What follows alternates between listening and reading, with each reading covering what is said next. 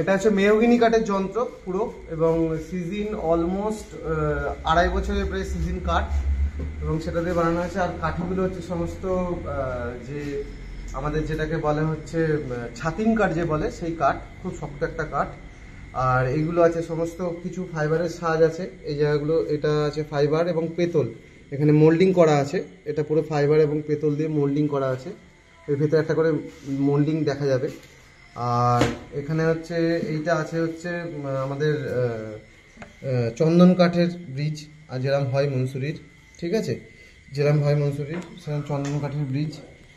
আর এটা হচ্ছে পুরোটা স্টিল, এটাতে জং ধরার কোনো ভয় নেই, এবং এটাও একদম 100% স্টিল, স্টেনলেস যে স্টিল হয় সেই স্টিলের, এটাতে জং ধরার কোনো ব্যাপার নেই।